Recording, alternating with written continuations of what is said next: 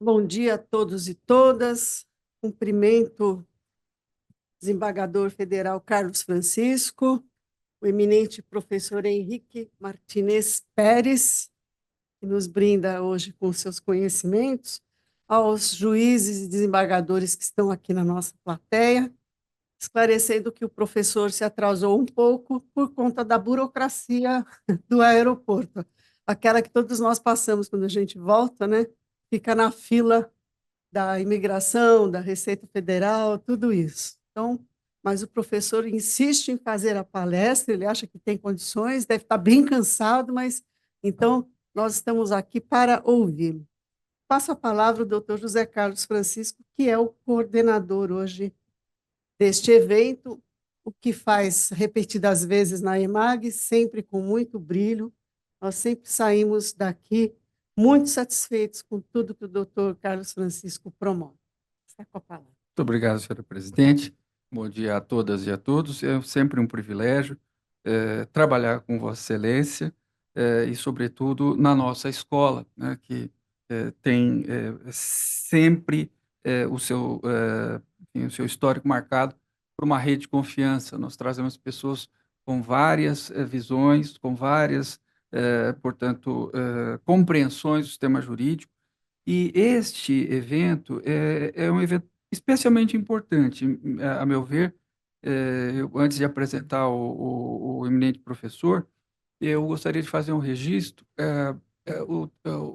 Os tribunais brasileiros, sobretudo o Tribunal Federal da Terceira Região, ele adotou ainda na presidência da doutora Marisa Santos, uma postura muito colaborativa em relação às organizações internacionais e à jurisprudência das organizações internacionais. Então, há uma comissão criada dentro do nosso tribunal, além de várias unidades de monitoramento e fiscalização das decisões de organismos internacionais, sejam eles regionais, no nosso caso, envolvendo o Pacto de São José da Costa Rica, né? Tanto as recomendações e decisões da Comissão de Direitos Humanos, quanto também a jurisprudência da Corte de São José da Costa Rica. Mas há também muitas demandas envolvendo a ONU, né? Portanto, o Pacto Global de Direitos Humanos da ONU, até recentemente, por conta dessa comissão criada na presidência da doutora Marisa Santos, eu participava de uma reunião de um grupo, enfim, por recomendação, aliás, do próprio CNJ, mas de um grupo que quer criar uma unidade de monitoramento e fiscalização do sistema carcerário brasileiro a partir de demandas geradas pelo sistema global, pela ONU. Então, para nós, é muito importante a compreensão do valor jurídico das decisões dos órgãos dos tratados das Nações Unidas pelo Tribunal Constitucional Espanhol, naturalmente porque nós temos uma proximidade muito grande do sistema brasileiro com o sistema espanhol. Os sistemas jurídicos são bastante similares. A nossa Constituição, ela se inspira muito no que o direito espanhol produz.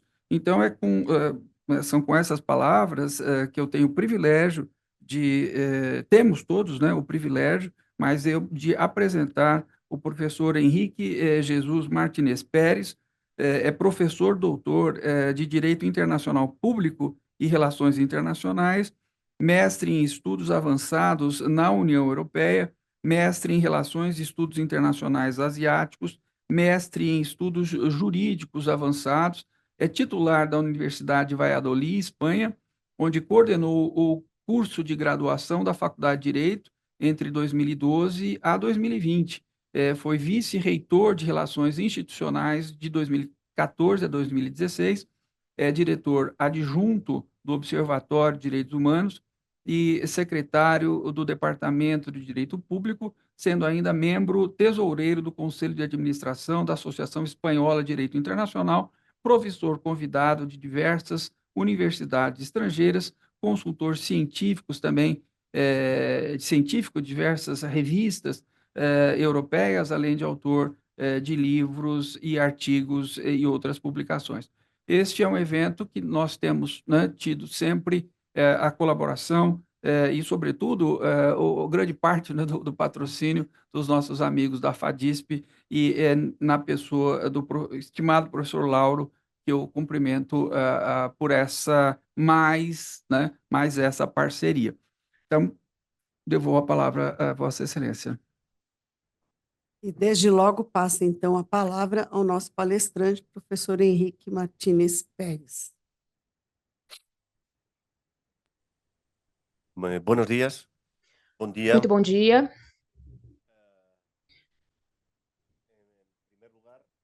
Primeiramente, eu quero dar o agradeço à diretora da escola magistral porque me convidou para essa conversação que teremos.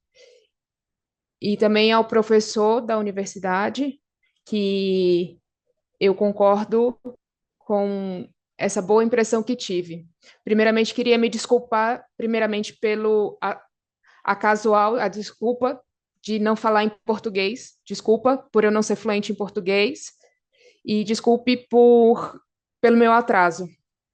O professor ele tinha organizado bem, feito uma boa escala, mas aconteceu que quando o meu avião aterrissou, até eu chegar aqui, demorou umas 6 horas. Então, é difícil de entender isso. Bom, fazendo coro com o desembargador, eu não vim aqui para ensinar nada de novo, que vocês, com certeza, vocês já sabem, e sim mostrar a realidade de algo que é novo e muito interessante no meu país, a Espanha. E a justificativa de... Desculpa, não entendi? Assim. E a justificativa que eu coloco é porque, ainda que os juízes e os tribunais daqui do Brasil parecem muito distantes ou não conhecem a realidade da Espanha. Isso não é verdade. Eu sempre exemplifico da mesma maneira. Ele explicou agora mesmo, que existe um sistema de multinível de proteção dos direitos fundamentais, que também é desconhecido, mas a Corte Interamericana, e sim as decisões das Nações Unidas. E o que acontece? Já faz uns anos que o Tribunal Eleitoral, ali em Brasília, o TSE, para decidir se otorgava direitos políticos, deveria decidir qual o valor jurídico que deveria ocorrer para as decisões do Grupo de Direitos Humanos da ONU e dizia brevemente que se havia vulnerado os direitos políticos ao antigo presidente. E o que esse Tribunal Eleitoral faz? De olhar de maneira muito geral, como vocês dizem, sentença do tribunal. É uma sentença, é uma sentença. Aqui já chamamos de acórdão, que se emite precisamente a jurisprudência espanhola. Entendido? Por isso, isso é interessante explicar aqui, que os juízes, os magistrados, olham por alto a nossa jurisprudência, por quê? Porque é o seu acordo. Mas o que acontece? Como acontece em todos os países, que nós temos, e adiante veremos, próximo de 10 sentenças acerca do valor jurídico das decisões dos órgãos que explica acerca das Nações Unidas que são incompatíveis. Não há jurisprudência até um mês que interviu o nosso Tribunal Constitucional, e parcialmente reconhece os efeitos jurídicos dessas decisões da ONU. Quando se fala de direitos humanos, direitos fundamentais, meus alunos pensam do que acontece em África. Mas não, eu falo das violações dos direitos fundamentais contínuos, que afetam vários temas, que inclui vários temas. Um tema jurídico que, com certeza, há advogados aqui presentes, que é um caso muito interessante. Portugal, por exemplo, que espera que um advogado, que era também um auditor, que quer defender a si mesmo. E em Portugal diz o quê? Que um advogado não pode fazer sua própria defesa. Então, o que ele pode fazer? Recorre, então, por isso a palavra multinível, porque ele recorre a 3 instâncias diferentes. Ele recorre ao Tribunal Europeu de Direitos Humanos, que não atende a sua causa, e explica que a legislação está escrita dessa maneira, e ela está de acordo com o nosso convênio europeu. Por isso que não atenderemos ao seu pedido. Ele também recorre à Justiça da União Europeia. Além de tudo que ele já foi feito, o processo é igual acontece aqui no Brasil, temos diversos órgãos, temos cartas fundamentais, mas eles também não atendem a causa dele. Então, ele recorre à terceira área, que é o Comitê dos Direitos Humanos, que é o Comitê das Nações Unidas. E ali, sim, dão razão a ele. E concordam e permite que ele faça a sua própria defesa. Entendido? Isso é o que acontece ou pode acontecer no nosso país. Por quê? Existe uma competição entre eles. E, a haver essa competição entre eles, nós lidamos com interpretações diferentes, opiniões diferentes. Mas, além disso, não estão de acordo sobre quais são as condições de admissão e permite diversos processos simultâneos, não paralelos, mas simultâneos. Então, a primeira conclusão que chegamos é que, a menos que em Europa ou Espanha, esses órgãos de tratado, os órgãos das Nações Unidas, estejam de acordo, pode ser que haja uma segunda oportunidade, como uma espécie de apelação, de fato, do que é dito internamente e o que é dito externamente. Porque depois de ir ao Tribunal Europeu ou ao Tribunal de Justiça, pode ir ao Comitê de Direitos Humanos.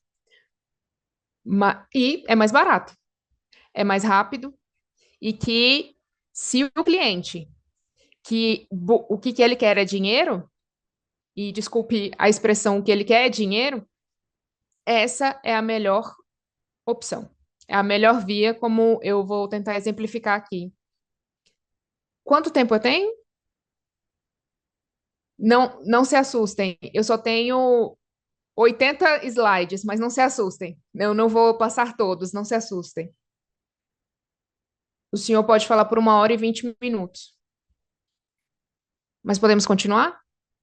1h20 minutos. Está bem. Então, de maneira resumida, eu queria, como eu não falo português, por isso que eu escrevi tantos textos, para que consigam acompanhar minha linha de raciocínio, mas se haja alguma dúvida, você, por favor, faça a minha tradução para a plateia. Mas essa é a minha apresentação. Parece muito teoria, né? Parece uma teoria, uma aula de professor de universidade, mas é uma maneira prática.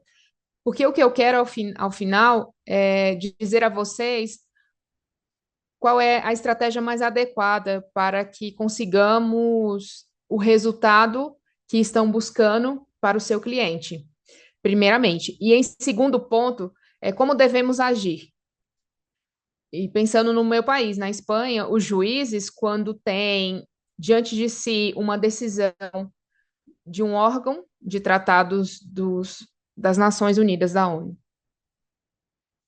Então, vendo a diversidade de fóruns que existe, que na Espanha estão procurando estratégias lógicas, formas adequadas, mas, além de adequadas, devem ser favoráveis para os interesses, o que quer dizer?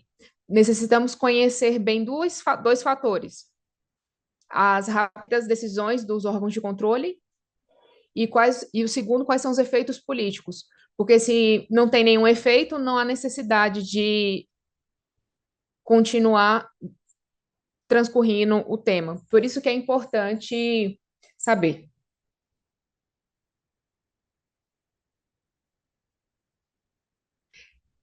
Eu não tenho tempo para lhes explicar sobre o sistema universal. Aqui nesses sites, há outras apresentações minhas que explicam em detalhes alguns métodos. É bastante interessante. Por quê? Porque todo esse é o sistema de controle que eu vou me focar sobre as comunicações individuais, das denúncias individuais, e também todo o mecanismo que serve principalmente para os órgãos de controle para estabelecer a interpretação correspondente. Entendido? Esses órgãos experientes, desculpe a expressão, não são órgãos judiciais. De fato, a sua composição não está composta por juízes, e sim em geral, são compostas por professores universitários. Não que nós somos aquém, estamos abaixo, não isso, não quer dizer isso. Nós compreendemos, conseguimos entender a área jurisdicional, os professores universitários também entendem, mas nós não entendemos a fundo as funções, porque não exercemos a profissão. Esse é o primeiro fato. Ainda assim, é importante, e eu tentarei explicar. Todos esses são comitês que estão de acordo com o tratado e são responsáveis por receber as denúncias dos indivíduos, que, como vocês sabem, se recebe previamente por via interna. Bom, mas alguém pode dizer, isso não me interessa, porque no Brasil não se confirmou nenhum protocolo, nenhum obstáculo que permite a vocês, indivíduos, recorrerem a essas vias jurisdicionais. Não é verdade. Não é verdade. Vocês podem ter um sistema que lhes dê qualquer valor jurídico para essas decisões. Está bem, mas vocês, menos o legislador, não podem ignorar o que se diz nesses comitês, por meio de observações gerais que têm características jurídicas. Essa influência, vou exemplificar, o comitê mais ativo, o Comitê sobre os Direitos Humanos das Pessoas com Deficiência, que o nosso Código Civil completamente está modificado. Por quê? Por quê? E como? Porque a partir do convênio das pessoas com deficiência, que vocês já han confirmado, já estão participando, e também podem apresentar denúncias individuais, porque vocês já retificaram, já fizeram suas correções dos protocolos facultativos. Só que o grupo sobre pessoas com deficiência está dando aos juízes do mundo inteiro, a menos que vocês tenham alguma informação diferente, ainda que vocês venham dizer que os juízes do Brasil não façam isso, as observações gerais, mas esses comitês, bom, eu acredito que não seja assim, né, pelo que eu entendi, mas os juízes podem atender e o legislador também podem ir mudando, por exemplo, o sistema de tutela, que agora mesmo a tutela que vocês podem exercer para adaptar ao grupo, não, desculpe, para adaptar a interpretação no que toca a atender as pessoas com deficiência, e também no que refere às ações inclusivas, que eram batalhas que todos os estados têm, porque há um grupo de pessoas, incluindo as famílias, de pessoas com deficiência intelectual que não querem que seus filhos vá, querem que, na verdade, que seus filhos que tenham síndrome de Down vá a centros específicos. Eu explico assim porque às vezes eu fui criticado e me disseram: você não tem filhos com deficiência. Verdade, eu não tenho, mas existem essas opções que eu conheço. Entendido? Então, isso é muito importante, ou eu acho muito importante, relevante, no que se refere ao que se diz. Repito, não são, não são as comunicações individuais ou a denúncia particular, e sim são as observações que cada vez mais são detalhadas. E obrigar, ou tem que obrigar, pelo menos, aos magistrados a entender a legislação que existe com essas observações. Bom, daí eu indico a vocês que não devem confundir essas observações gerais com os ditames que existem.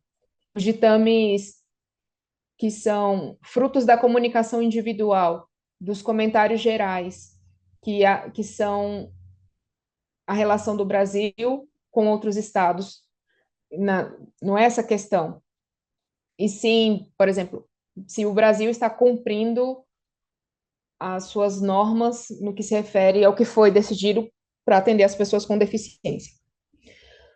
Aí está diante de vocês, na terceira coluna dessa tabela, mostra quais são.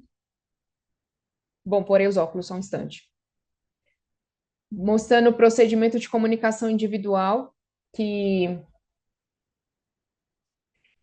o Brasil tem 6 sobre comitês com de pessoas com deficiência, preconceito contra a mulher, direitos sociais, comitê contra a tortura. Entendido?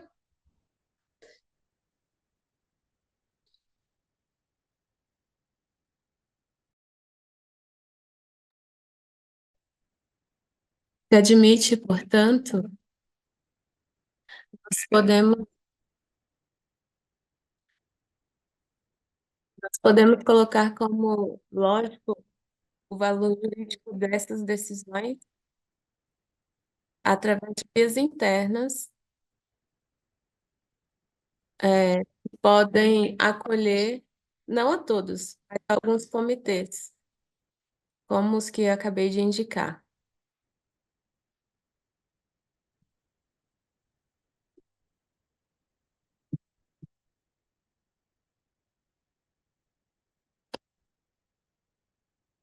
Vocês podem não estar de acordo com o valor jurídico e se tomam essas decisões e essas decisões na Espanha, porque não sabem a respeito da legislação, para que se estabeleça uma causa específica para quando castiga, não se castiga, mas se coloca o direito do Brasil, da Espanha, não tem uma causa, processo oportuno, responsabilidade patrimonial, não está estabelecendo lei. O único país que tem, que eu sei, é Noruega e Colômbia. A Noruega tem uma lei que depende do Ministério de Justiça. Qual é esse valor jurídico? Aqui não vamos discutir, a não ser que o Brasil considere o direito internacional como inválido, mas esse processo jurídico, direito internacional, dá a estas decisões. E essas ações finais aos comentários gerais e aos ditames. As duas primeiras, de maneira muito resumida, são de natureza recomendatória. E certamente, quando digo sobre ditames, são frutos do procedimento individual da terra, do indivíduo. E aqui começa a advertir a questão da obrigatoriedade, não trouxe a sentença internacional de justiça do Comitê de Direitos Humanos, do Tribunal de Justiça, mas o que temos aqui é uma outra interpretação autorizada, então os juízes são obrigados a seguir o que está escrito aqui. Diferentemente do que pode ocorrer no Tribunal de Direitos Humanos, na Corte Interamericana, certamente esses comitês marcam medidas de reparação muito concretas. E vocês podem ler aí, é uma decisão administrativa. Nada mais do que a não expulsão de um país não seguro, Devolução de devolução de bens, bens, isso quer etc. dizer, São são medidas maneiras muito detalhadas detalhadas que que o juiz geralmente a gente não interno, admite, não geralmente, ele não admite, vai, porque se está acostumado ele não aos vai que estão de admitir, fora digam, não, o seu porque sistema não o juiz de fora, respeita, em termos gerais, ou de maneira sistêmica, alguns direitos do convênio. Não, mas não mais do que isso, entendido? Bom, repito, essas decisões que têm sido tomadas, repito, não não só nos somente órgãos os órgãos espanhóis, e sim nos órgãos espanhóis, internacionais, nos mas nos tribunais tribunais internacionais que dizem internacionais, e tem muito peso essa interpretação do tribunal no que se refere à interpretação de todas estas decisões. Isso é uma questão que eu não vou os cansar disso, esse excesso de expressões. Não vou cansar vocês explicando isso de maneira pacífica, jurídica, porque os juízes na Espanha, a maioria dos juízes na Espanha não suportam, veja só, não suportam que lhes corrijam as suas decisões. Eles não toleram isso. Ninguém gosta de ser corrigido, né, nas suas decisões. Ainda assim, há alguns que suportam mais que outros, alguns têm mais tolerância do que outros, no que se refere à justiça europeia. Bom, mas no Tribunal Europeu dos Direitos Humanos, bem, vem um grupo de profissionais de experientes profissionais que leem as sentenças dos órgãos e não gostam de ser corrigidos. Não gostam de ser corrigidos. Por isso há uma grande batalha do nosso sistema judicial de que há transferido ao nível acadêmico.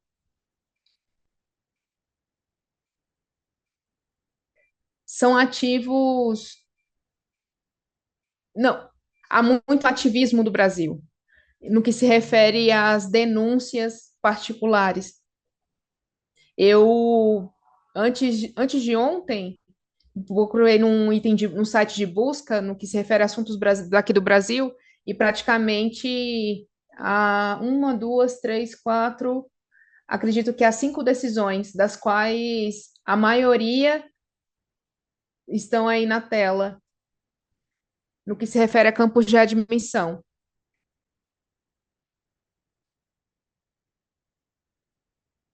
Acredito que não tenha sentido. Bom, estamos falando do presidente do país de vocês.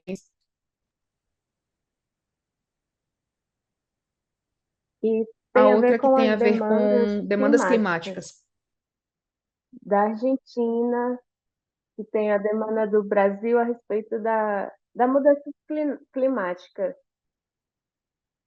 São questões que não sei se me permitem, mas é moda agora. E, pessoalmente, eu pensava que as mudanças climáticas internas e os órgãos não teriam. Na Europa, nós nos encontramos com o ministro europeu dos Direitos Humanos,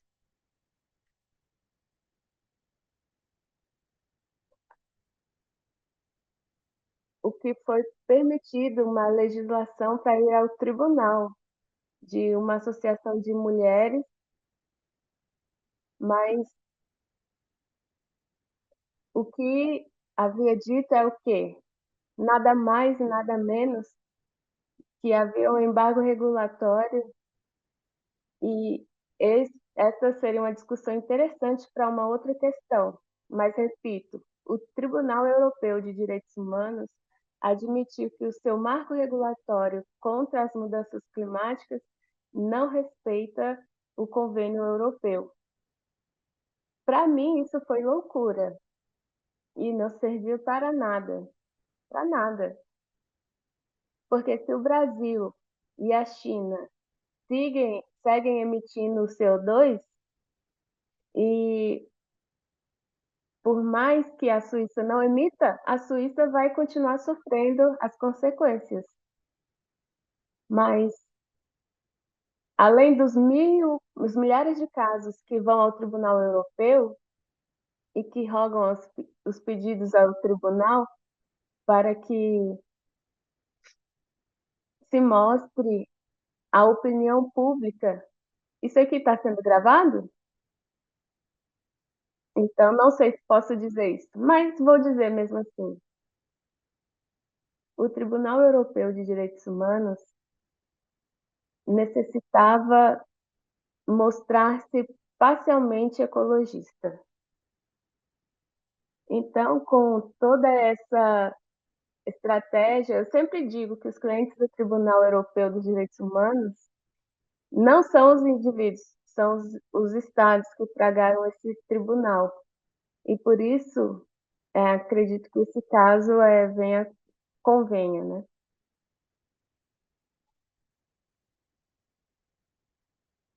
Simplesmente, a título de comentar, o que temos aqui em respeito ao Brasil, tivemos uma denúncia por vias externas ao Comitê de Discriminação contra a Mulher, e este é um caso muito difícil, muito duro. Todos os que recebemos são casos difíceis, são casos duros, de uma senhora que estava grávida, que foi a um hospital e tinha náuseas, vômitas, e lhe deram uma medicação que antecipou o seu parto de um bebê falecido. E ela seguiu com a hemorragia e voltou ao hospital e deram novamente remédios e ela faleceu. E 2 tribunais internos do Brasil não lhe deram razão e foi até o comitê e temos todos esses artigos aí que vocês estão vendo. O que vemos aqui, esse esse comitê, ele não vai dizer, declaro a violação. Não. Ele estabelece medidas concretas para o destinatário que serve esta recomendação. E não são os juízes destinatários, mas sim o Estado. E o Estado pode, sim, decidir o que pode ser feito com essas recomendações. E tem 2 vertentes: inocentar a vítima ou dizer ao Estado em que tem que melhorar de maneira sistêmica. Por exemplo, os direitos de saúde reprodutiva da mulher. Entende? Esse é um assunto muito controverso, porque temos muitas sentenças que castigam, que punem o Estado, porque os hospitais tem gente que falaria melhor das mulheres do que eu, mas os hospitais europeus estão acostumados, enquanto vê uma mínima possibilidade para a saúde da mulher ou do bebê, e aí eles, como é que se diz? Não, não é o aborto, é o mínimo risco para que o parto não seja natural, como se chama? Cesárea. Sim, isso, a cesárea. E isto provoca uma luta entre os médicos que apoiam a cesárea, que é mais segura para a saúde da mulher e para a saúde do bebê, contra outras mulheres que consideram que o parto natural ele respeita o que está determinado nos direitos fundamentais.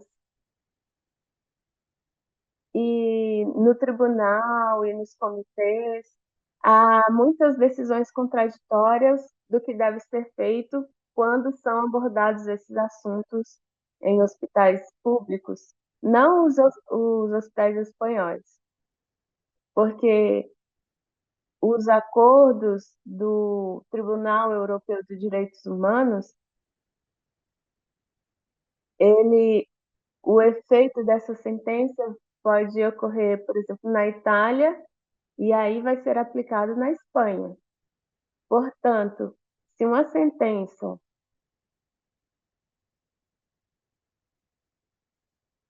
onde o tribunal disse que a presença de não haver valores religiosos não viola a liberdade religiosa, os tribunais espanhóis que recebem demandas de familiares, de filhos de centros públicos, estão aplicando aquela sentença na Itália, isso, o efeito é muito importante, porque assim se resolve o problema para todos. Por isso, não existe o debate na Espanha a respeito dos símbolos religiosos.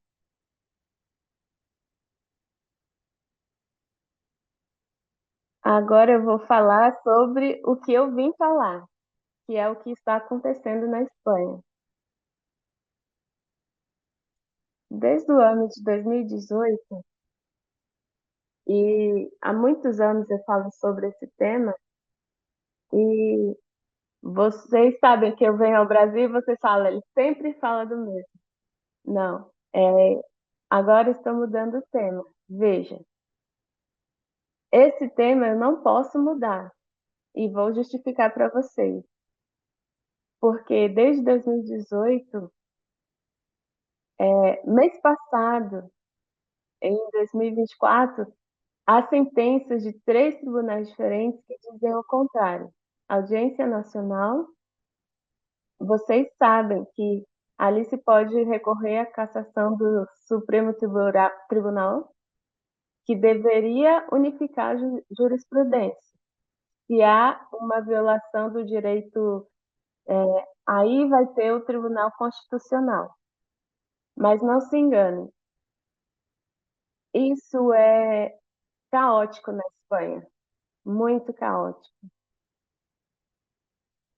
Porque no ano de 2018, o Superior Tribunal determinou que os ditames seriam implantados. E 6 meses atrás, volto a dizer, são vinculantes. Isso me interessa? Não, essa parte não. O que me interessa é o que disse o Superior Tribunal, porque vocês têm a mesma causa, onde a decisão de um comitê é pressupostamente habilitado para solicitar a responsabilidade patrimonial da administração por mau funcionamento dos serviços públicos da administração da justiça ou por um erro judicial. Isso vocês têm. Se vocês não têm, a culpa é do professor, que me enganou. porque tem responsabilidade patrimonial administrativa, entende? Essa é a rota interna, não tem nem o caso de juízes internos. E há um comitê destes que punem a Espanha e passam essa decisão ao Tribunal Supremo, que admite o recurso de cassação e pune com esta sentença a 600 mil euros. Não sei quanto que dá o câmbio hoje em reais. Não, não está ruim, né? 3,5 milhões de reais por causa do mau funcionamento de serviços públicos. Primeira conclusão: se você quer dinheiro, essa é a sua causa, certo? É um caso duro, trabalhoso, de mau funcionamento que, acredito eu, é assim que acontece na Espanha. Porque na separação, por exemplo, o casal tem o filho e o juiz diz o quê? Perdão, ele dá a guarda compartilhada e a mulher diz ao juiz: não permita as visitas, não permita as visitas. Ela diz isso 5 vezes, porque meu marido vai vai exercer a violência. Não sei como diz aqui no Brasil, como ele faz para influenciar, para matar o filho, eu não sei como fala aqui, mas na Espanha, quando o casal separa e o marido, ou a mulher, mas geralmente é o marido, utiliza o filho para fazer dano ou matar, na Espanha se chama violência vicária. Não, não é violência doméstica. Perdão, eu não quero te corrigir, mas na Espanha,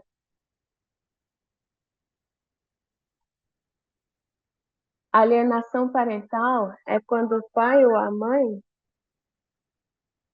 eles usam o filho para agredir o outro ex-companheiro.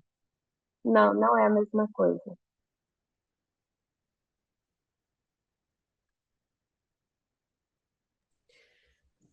Quer dizer que o marido, quando ele quer afetar a esposa psicologicamente, ele afeta o filho. Ele prejudica o filho para atingir a mãe.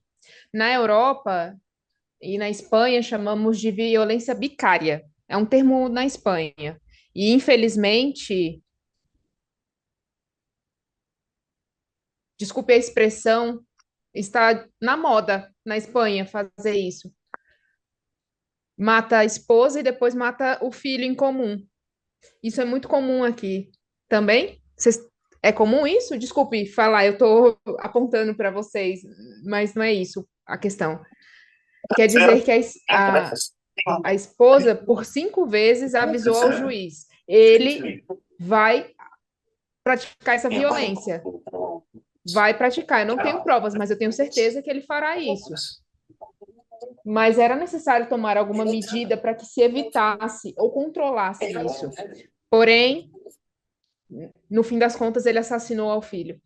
Assassinou o filho e começou o procedimento judicial.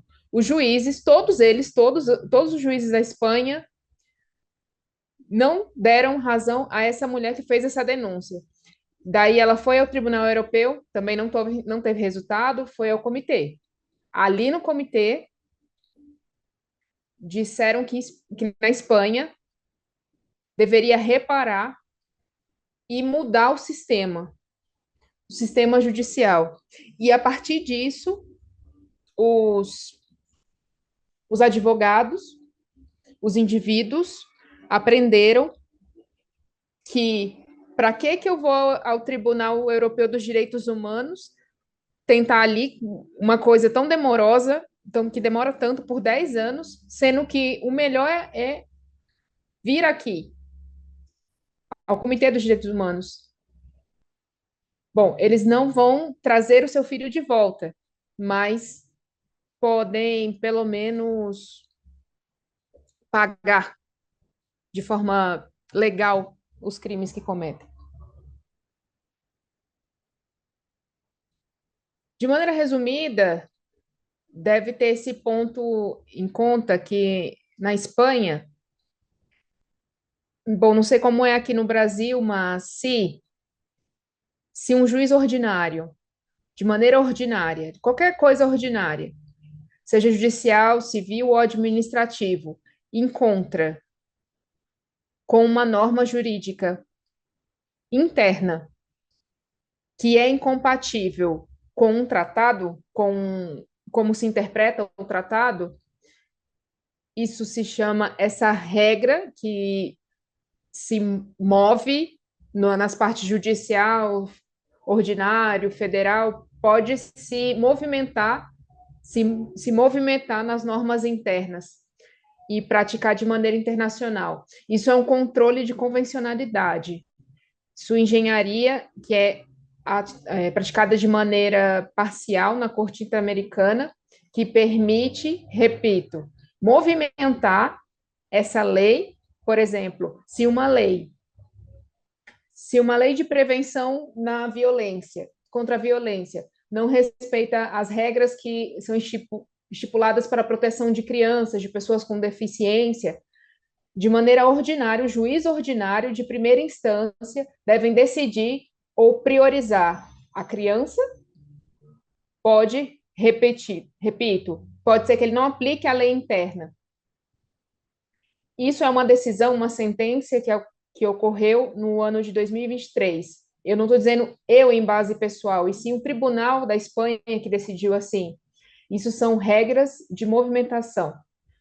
Mas o segundo, nós temos uma cláusula na Constituição, o artigo 10, que obriga a todos e cada um dos juízes, não, desculpe, a cada um, a todas as administrações públicas, todas, executivo, legislativo e judicial, têm a obrigação de interpretar as normas internas de acordo com os tratados dos direitos humanos. Mas quais são?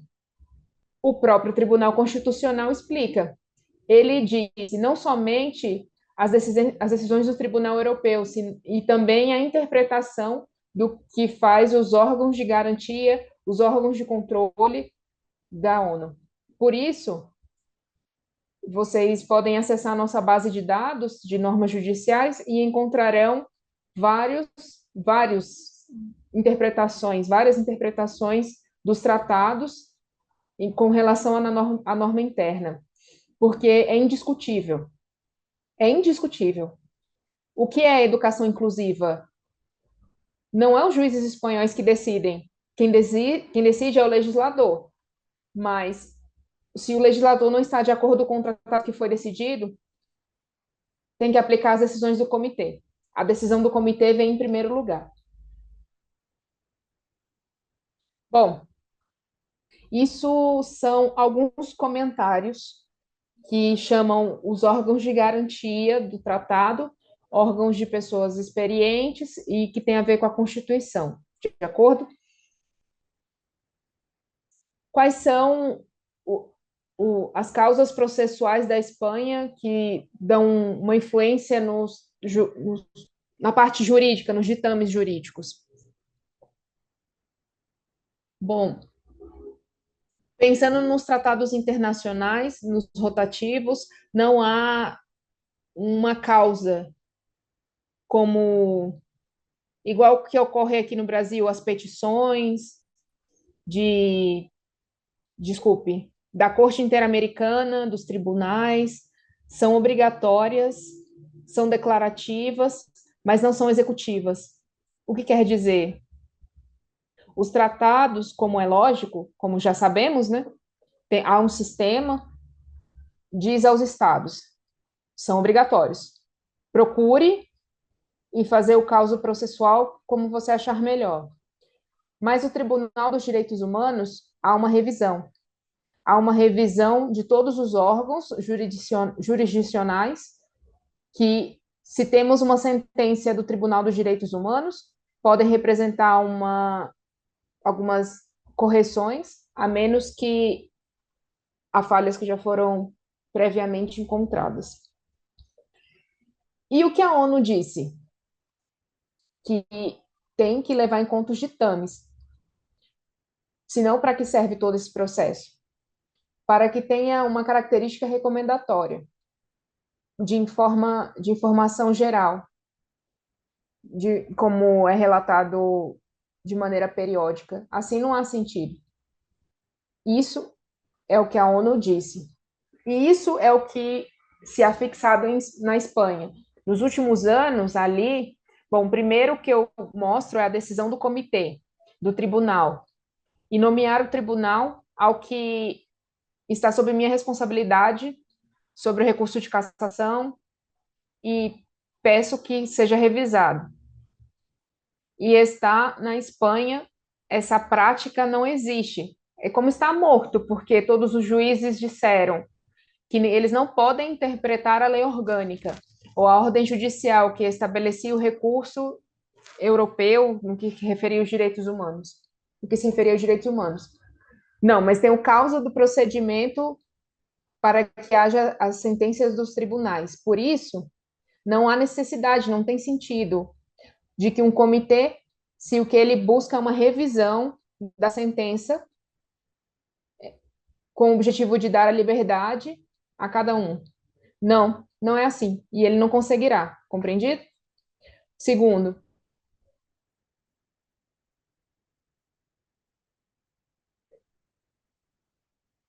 a causa que está aberta, o procedimento, nós temos uma via no processo administrativo que é possível recorrer a um procedimento especial no que se refere aos direitos fundamentais. Essa via está aberta. Quer dizer, se tem a decisão do comitê, você pode formular procedimentos especiais com, com essa por essa via, por esse caminho. Isso aconteceu e se consagrou na sentença na Espanha, que explicou sobre uma filha que foi assassinada no ano de 2003. Esse procedimento está aí mostrado no slide, se vocês podem ler depois. Depois teve as recomendações para a eliminação de preconceito contra mulheres e reparações sobre esses preconceitos que sofreram. E essa é a conclusão que ocorreu em 2018. E não há uma causa que reconheça quais são as medidas formulatórias, mas explica os trâmites vinculantes. E também essa é o ponto principal desses ditames, são válidos para uma responsabilidade patrimonial administrativa. Mas tenham cuidado, elas são muito parecidas ao que acontece aqui no Brasil. Precisa mostrar a decisão, o funcionamento normal na justiça, que nesse caso é uma decisão antijurídica. Isso, o que eu já expliquei, é uma sentença que ocorreu em 2018. E daí em diante, esse é outro exemplo, os juízes espanhóis e também juízes de primeira instância, como explicou na área administrativa ali em Barcelona, e aí se deram conta dessa jurisprudência do Tribunal Supremo.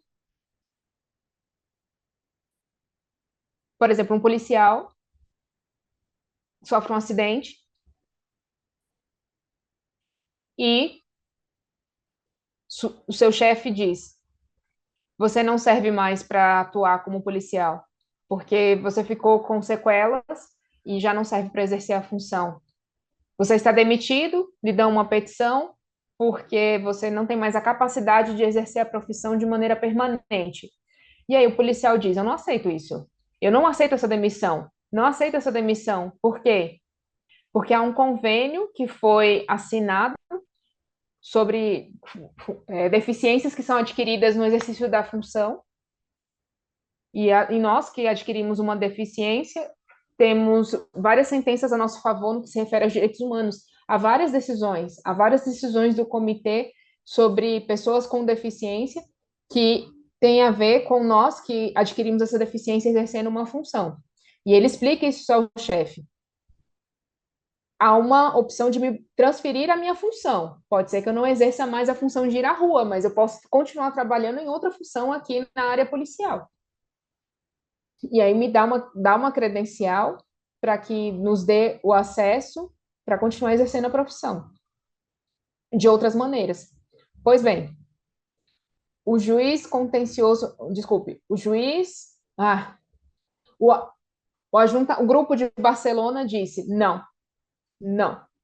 Aí foi ao Tribunal Administrativo, tentou os recursos administrativos, como eu expliquei a vocês, mostrou a readmissão desse policial ao posto que ele exercia dentro da área policial, mas em outra função. Bom, tudo isso tem a ver com a sentença do Tribunal Supremo. E aí ocorrem as primeiras instâncias. E as primeiras instâncias têm a obrigação de... Bom, além disso, leva a outra responsabilidade patrimonial do Estado. Porém, há limitações.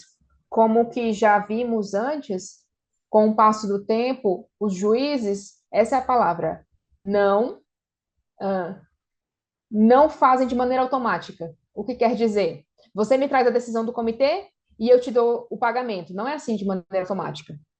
Você deve demonstrar que está cumprindo as condições internas da causa, da resolução, da parte patrimonial e administração. Todos esses processos devem ser cumpridos. Por isso, há uma decisão ou um dano real ou de maneira jurídica, tem um processo a ser seguido, uns processos habituais a ser seguido. Até agora, tudo era muito bonito, só que os juízes ali, estou falando de Espanha, do país Espanha, os juízes se rebelaram contra essa jurisprudência, não aceitaram. Daí, nós temos as primeiras sentenças do próprio Tribunal Supremo, que se nega, que tenta negar os efeitos jurídicos, os direitos jurídicos às pessoas que trabalham nos órgãos ali na Espanha. Bom, as últimas sentenças que houve teve característica vinculante que não teve prática, e por isso, se por acaso, haverá responsabilidade no que se toca ao dano patrimonial. Não necessariamente dinheiro, mas sim de responsabilidade patrimonial. Isso quer dizer o quê? Que os juízes estão boicotando os efeitos jurídicos dos órgãos experientes. Ainda que eles reconheçam, como podemos ver ali, coisas que são indiscutíveis, que são tudo que tem a ver com a Justiça Federal, eles são indicadores de diversos direitos. A obrigação dos juízes é interpretar os direitos fundamentais que estão de acordo com a lei.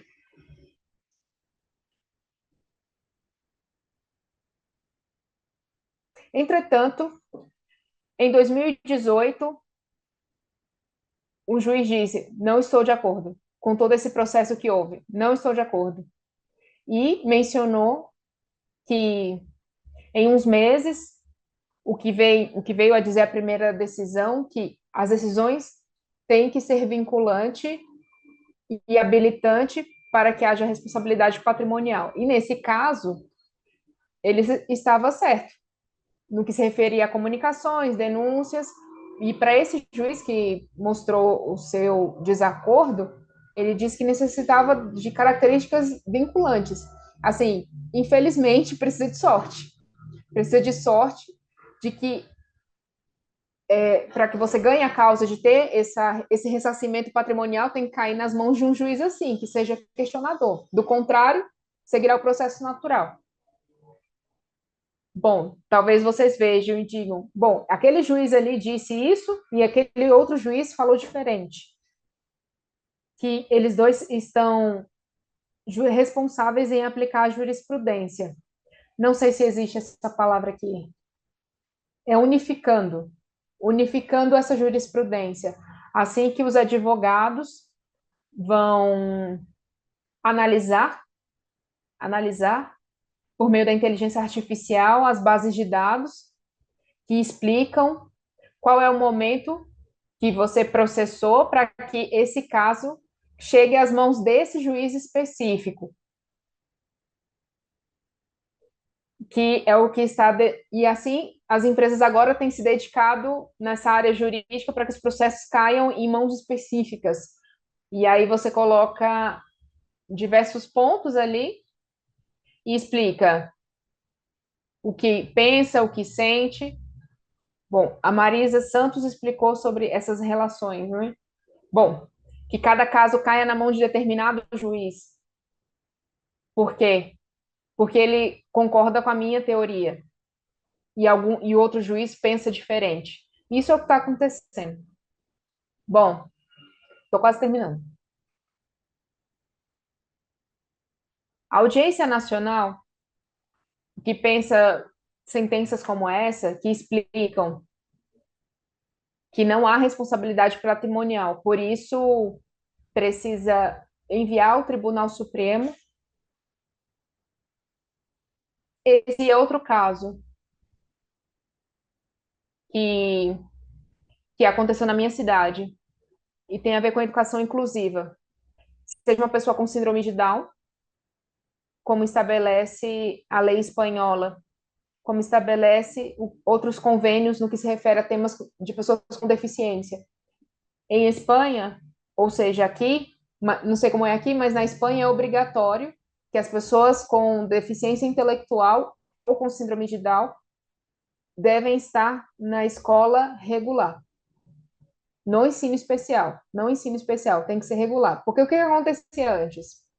Eles chamavam e esses alunos eram alvos de insulto, os professores também eram insultados, mas agora com esse ensino, porque aconteceu assim, de uma criança ser expulsa, e a mãe responsável, recorreu ao comitê e acusou a Espanha, o país, o governo, o Estado Espanha, de preconceito.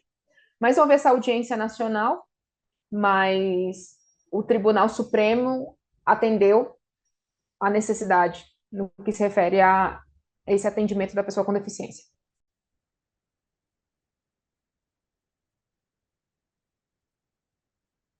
E chegamos aqui, como vocês veem, é uma sentença de 2 meses atrás, do Tribunal Constitucional, de abril de 2024. É uma sentença que tem a ver com a ordem de extradição de uma Marroquino, que passou por torturas, terrorismo, e na Espanha as autoridades judiciais decidem autorizar sua expulsão ou a extradição para o Marrocos. E esse processo judicial chegou até o comitê contra a tortura, porque a Espanha não estaria respeitando a legislação internacional interna a respeito da extradição. E, e chegou à sala de audiência nacional.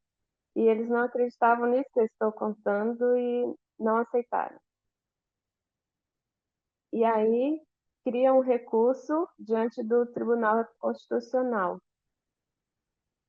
E essa decisão foi controversa e eu não a reconheço porque o nosso Tribunal Constitucional está ideológico. Isso aí está gravando? Não?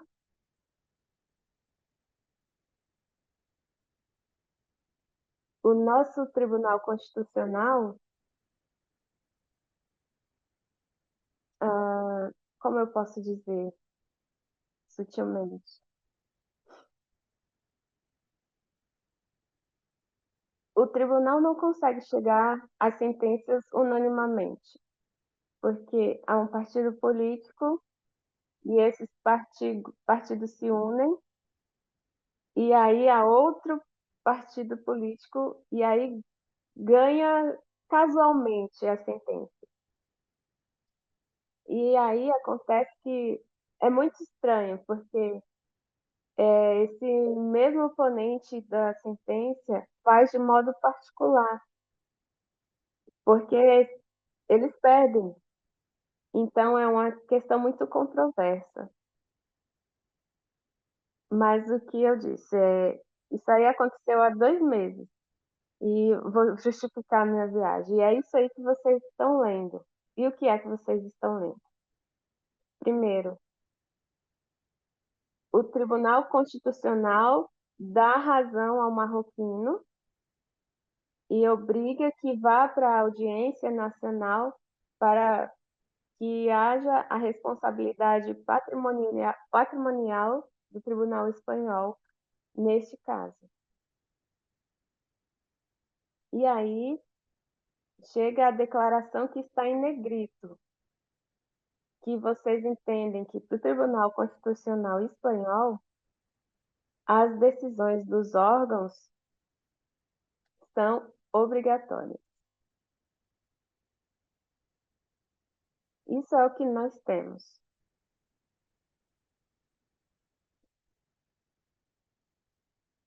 Portanto, essa possibilidade e essa via segue em trâmite. Já vou terminar. E quais são as propostas? E sim, tem uns que dizem que precisa regular. Nós temos aqui um modelo colombiano do ano de 1996, que nas mãos do ministro do Interior de Justiça, para os efeitos jurídicos, as decisões dos órgãos não é querer judicializar, mas para que as solicitações sejam demanadas ao Ministério, para que o Ministério decida. Eu posso seguir, mas porque isso, por ser muito técnico, gostaria que vocês soubessem que esta é uma apelação de fato. Se apresenta um caso à Comissão Interamericana, ao Tribunal Europeu de Direitos Humanos, e se a admitem, não existe nenhum obstáculo para que os órgãos conheçam o assunto. Essa jurisprudência é muito clara. E isso que eu estou trazendo não são dois casos similares. E sobre essas são jurisprudências que eu vou explicar para vocês, são inflexíveis. Tem que ser o mesmo direito, isso é muito complicado para que seja o mesmo direito. E para que sejam os mesmos demandantes é complicado. Por exemplo, na educação inclusiva, pode ser o professor, pode ser a associação e pode ser vários pleiteantes diferentes. E as demandas, mais que simultâneas, podem haver demandas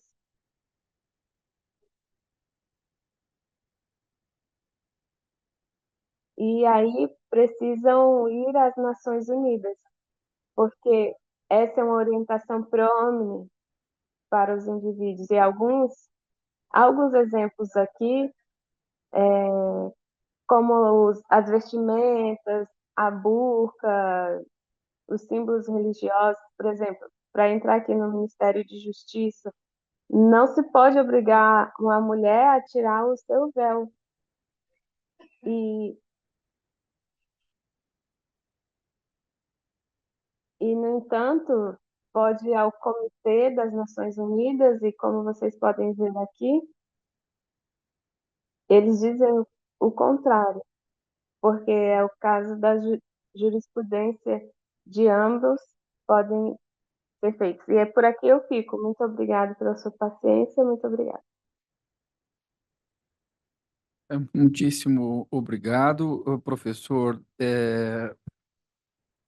Desculpe, professor Henrique Martinez Pérez, foi muito rica a sua exposição. Enquanto o senhor falava, eu fui tomando nota e, ao mesmo tempo, preparando o que me arrisco ser uma comparação, né, com os pontos que o senhor colocou sobre os três grandes órgãos jurisdicionais da Espanha, né, que é o Tribunal Constitucional, o Tribunal Supremo, né, e a Audiência Nacional. Nós temos aqui, no nosso caso, o Supremo Tribunal Federal Brasileiro, como o senhor sabe, ele faz, às vezes, de Tribunal Constitucional e também um pouco do que faz o Tribunal Supremo na Espanha. Mas a questão, vou deixar isso paralelo, né? Não importa.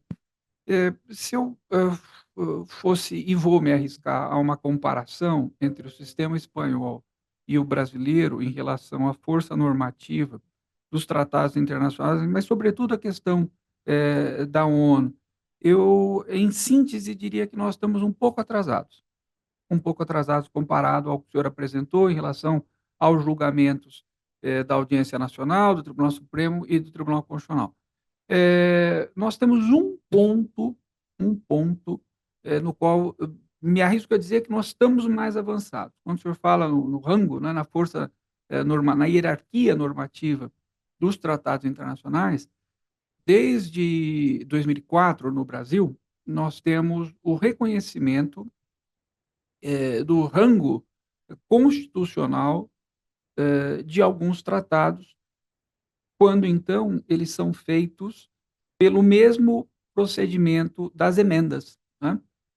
A emenda constitucional 45 no Brasil, ela deu força, portanto, nível, né, hierarquia no sistema de fontes, rango constitucional a tratados sobre direitos humanos, e temos 3 já feitos dessa forma. Em relação a eles, não há dúvida de que o juiz ordinário brasileiro tem de seguir, da mesma maneira como, né, são observadas quaisquer normas constitucionais. Mas, em relação à observância dos tratados internacionais anteriores à emenda 45, eles aí são parecidos com os da Espanha, né? Aqui no Brasil, nós dizemos que eles são superiores à legislação normativa, à legislação ordinária.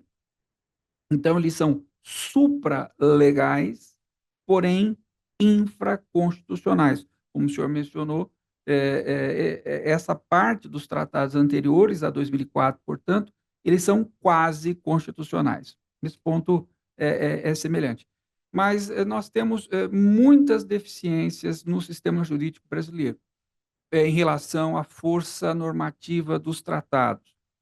Tanto que, doutora Marisa, como eu disse, né, quando presidente do tribunal, ela criou uma comissão de direitos humanos, do qual eu tenho a honra de fazer parte, para justamente procurar colocar no universo do juiz brasileiro, no nosso caso, do juiz federal brasileiro, as decisões, tanto da ONU quanto da OEA, né?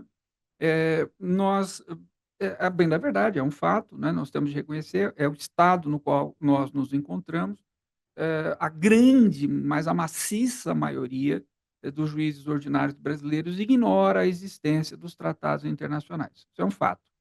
O segundo fato é que, quando o juiz ordinário brasileiro ele procura, né, o tratado internacional para ir fazer um controle de convencionalidade, na maior parte das vezes ele olha o texto do tratado, mas ele não olha a decisão da corte correspondente. Era como mal comparando, o juiz ele olha o tratado, os pactos da ONU de 66, né, mas não olha o que os comitês decidem, o que é uma falha muito grande. Né? Não é possível ele ler o texto. Ele tem de ler a interpretação dada pelos comitês ou pelas cortes internacionais.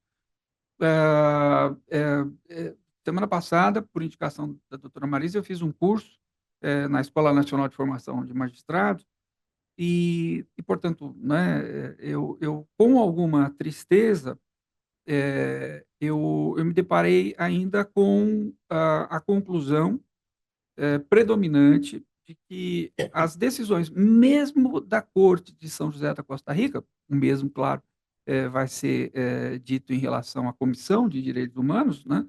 Essas decisões, elas, claro, no tratado constam como obrigatórias, como vinculantes, mas os países, de modo geral, não cumprem as decisões quando são tomadas. ainda insisti muito nesse ponto, e a expositora, uma pessoa que trabalha o tempo todo em São José da Costa Rica com a comissão, ela insistiu que as sentenças internacionais desses órgãos, São José, não é? Elas, embora ditas como vinculantes no tratado, elas não são observadas pelos Estados-membros, incluindo o Brasil, e que não há uma maneira de fazer, do ponto de vista jurídico, uma pressão maior, né? E, portanto, a força que vai mover o país a cumprir, o Brasil a cumprir essa decisão, é o que ela chamou de shaming, né? O que, claro, nós vamos traduzir como vergonha, né? O Estado brasileiro ele cria comissões, normalmente envolvendo o Poder Executivo,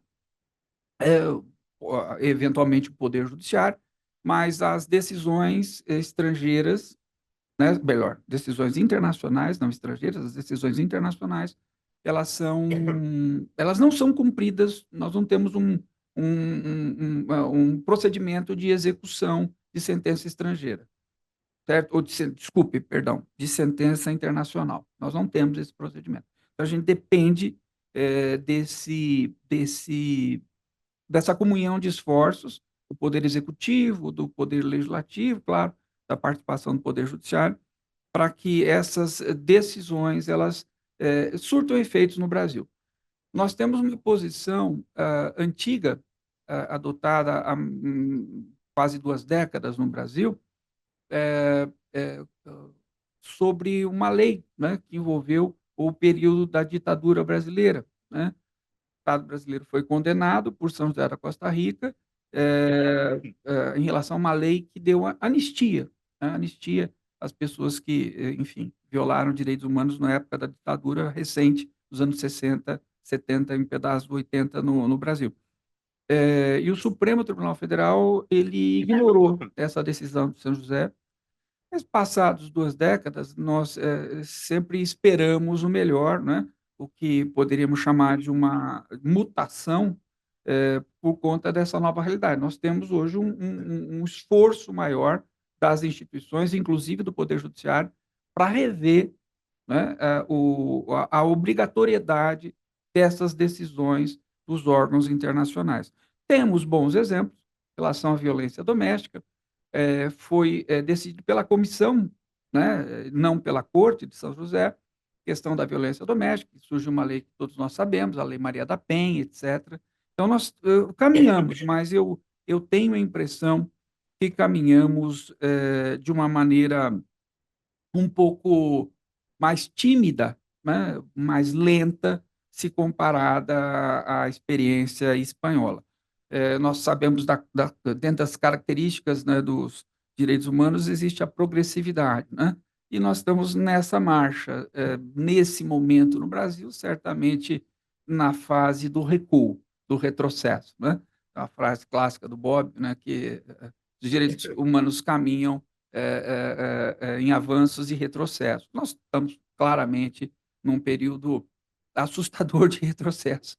Mas, de todo modo, eu fico feliz em ver a Espanha avançando, né? Notei todas as decisões, especialmente essa última de 2 meses, de 24, que justifica não só a sua presença aqui, mas foi, de fato, muito, muito interessante para o trabalho que nós estamos desenvolvendo aqui, a sua presença, a sua explanação. Muito obrigado. Eu convido a presidente a assumir a sua presidência. Eu também fiquei bastante admirada por saber que esse tema tem sido estudado assim com tanto afinco pelo professor e o quanto ele conhece, né, dessas questões. No início da sua fala, o professor se referiu à questão da cesárea, né, da cirurgia da cesárea. Isso. Aqui, eu não me lembrei na hora o nome, mas quando a mulher não quer ser submetida a cesárea nos hospitais, ela quer tentar mais um pouco, né, que a criança venha pelo parto normal, isso é muito comum. e os médicos nem a ouvem mais e fazem a cirurgia, isso está sendo denominado de violência obstétrica. E há um trabalho, inclusive, da Defensoria Pública do Estado de São Paulo sobre isso.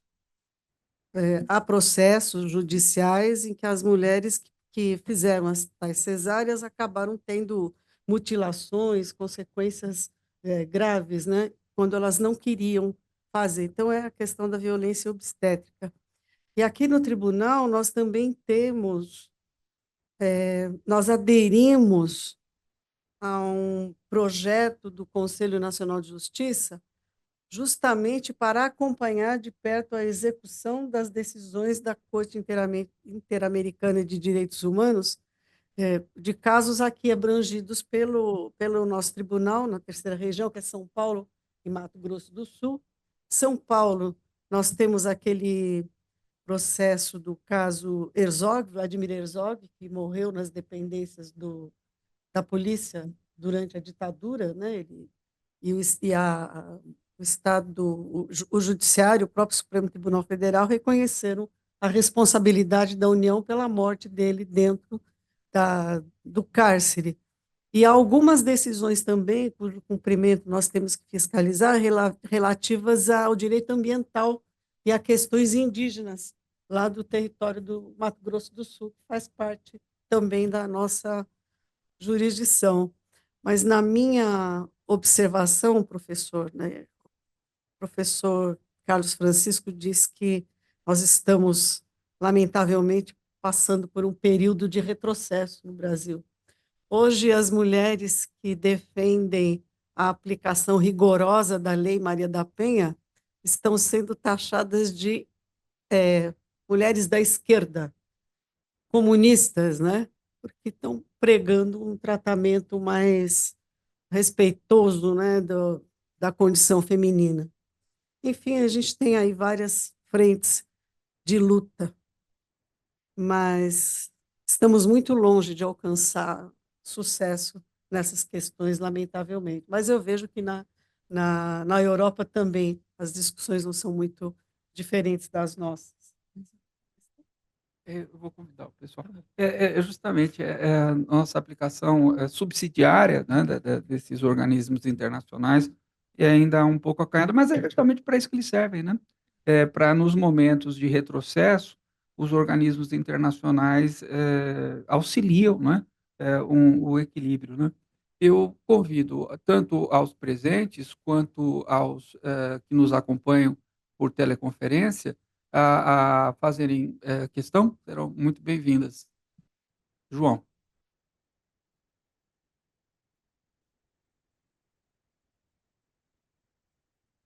Acho que o microfone vai chegar. Pegou. Bom dia a todos, prazer estar aqui. O João Consolinho é um colega nosso, amigo, desembargador também, magistrado dessa casa. Humilde magistrado. Bom dia. Uma questão mais genérica, que também é uma curiosidade acadêmica aqui para aplicação no nosso direito também, mas em relação à Espanha, sobre a proposta de lege ferenda, se não me engano, a respeito da aplicação imediata ou execução das decisões dos comitês ou das comissões em relação ao direito interno, o equilíbrio em relação, como ficaria isso em relação ao monopólio da jurisdição que todo Estado tem, se haveria mecanismos de controle jurisdicional no momento da execução dessas decisões dos comitês. Basicamente, a questão seria essa.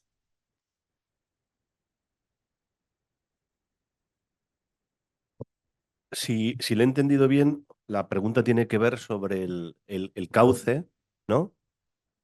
El cauce procesal para dar los efectos como la propuesta del eje ferenda del... Exato. Exacto. Exato. En España, en el programa electoral de los partidos políticos aparece esta propuesta.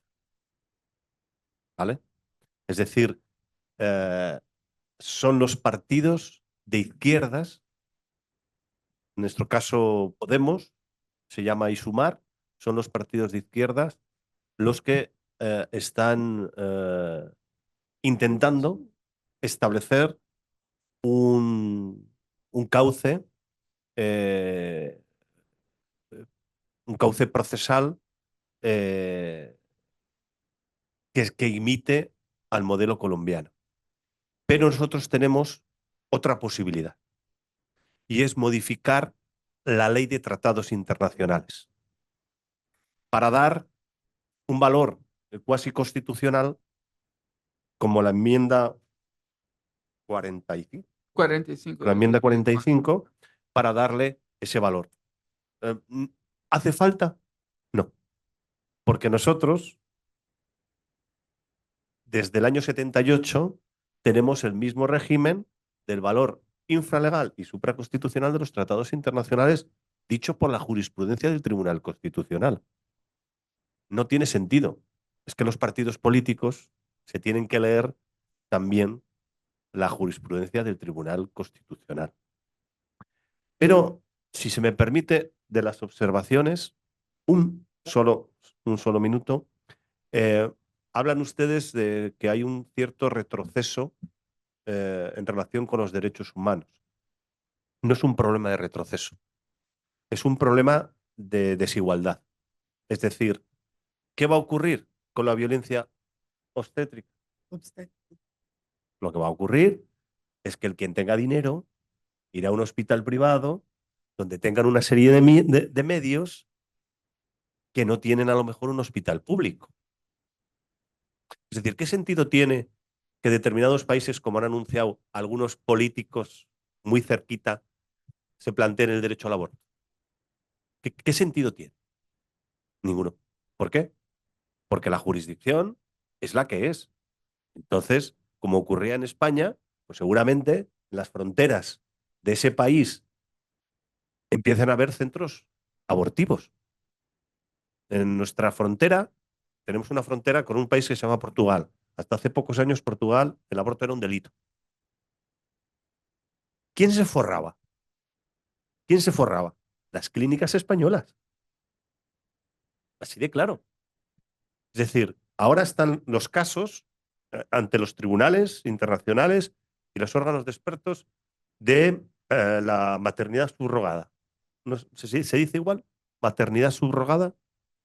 El vientre de alquiler. Sí, sí, vientre de ¿Se alquiler. dice Sí, Claro.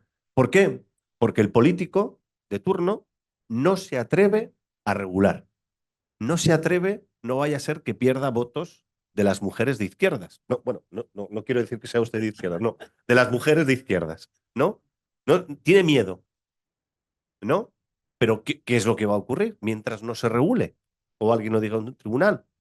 Al menos en España, quien tiene mucho dinero se va a Estados Unidos y compra el niño. Perdón. Sí, compra el niño. Sí, compra el niño. Lo he dicho bien, ¿no? Y además lo están comprando señoras que tienen 75 años. Ahí lo dejo. Es decir, no es... O que quer dizer? Não é um retrocesso, é um avanço. Não é movimentos de direita. O problema está na desigualdade. O problema está na desigualdade, que está de maneira geral. Há tantos interesses envolvidos, vocês ficariam chocados em saber quem são os que são contra da educação inclusiva num centro ordinário. Vocês ficariam chocados em saber quem é contra. Os donos dos colégios especiais. Eles são contra. Os próprios donos dos colégios especiais, que o cliente dele, de certa forma, é a pessoa que tem síndrome de Down, eles são contra a educação inclusiva. Porque isso prejudicará a parte financeira deles. Bom, isso é chocante. Bom, eu acredito que há necessidade de pagar. O outro não, porque já é um centro gratuito, porque já está nos direitos constitucionais. Então, eles se focam mais em quem? No pagamento. Muito bem. No Brasil, esta semana em especial, nós temos um problema de um projeto de lei, né, que diminui o prazo para as mulheres fazerem aborto quando elas são violadas, né? No Brasil nós chamamos de estupro, mas acho que na Europa é violio, né? De violação, né? O projeto de lei ele estabelece que esse aborto é possível até 22 semanas depois, né, claro, 22 semanas de gestação. E eu conversava ainda com a minha mulher esse final de semana, e ela dizia que grande parte das pessoas que deixam para além das 22 semanas a decisão sobre o aborto, fazem por causa de pura e simples desinformação e ignorância, né? E também por medo, porque uma boa parte das violações elas são de membros da família, então não é uma coisa tão fácil. E o paradoxo é que é considerado um crime de homicídio, né, nesse projeto, um homicídio doloso, cuja pena no início, de 6 anos para mais, né? E o paradoxo é que o estuprador tem uma pena menor, né? Mas, enfim, são coisas de um momento que nós estamos vivendo, pode chamar de, eu acho melhor do que retrocesso, é um momento de, enfim, de uma certa debilidade, né? O senhor toma muito cuidado com as palavras, eu também vou tomar uma certa debilidade social, mas a gente vence isso. Sí, porque como decía usted, si te posicionas al favor de, eres de izquierdas. Y si te Se você posicionas... pensa assim, é do movimento de esquerda. Se você pensa de outra forma, é de direita. Yo no me niego. Eu não emito opiniões sobre isso. Pois não. Não, então eu, mais uma vez, quero agradecer demais a presença do professor Martinez Pérez. Foi uma honra muito grande, né, um aprendizado superior. Muito obrigado. Mais uma vez, também reforço aos nossos amigos e parceiros da FADISP pela colaboração e, sobretudo, à equipe da EMAG, a generosidade sempre muito grande da nossa presidente e também diretora da Escola Desembargadora Federal Marisa Santos, a quem devolvo a palavra. Muito obrigado. Eu agradeço muito ao professor Henrique Martinez Pérez, ao professor Carlos Francisco. Ele não é só desembargador, ele é professor também. Vossa Excelência também. Mais ou menos. Maior Isso faz autoridade em direito previdenciário no Brasil, é verdade. Não, isso Sim. tá bom. Ok. Agradeço ao Dr. Carlos Francisco, sempre disponível e sempre nos brindando com eventos maravilhosos como esse. Agradeço aos colegas e às colegas que aqui estão, a todos os nossos servidores e servidoras, e declaro encerrada a sessão. Obrigada.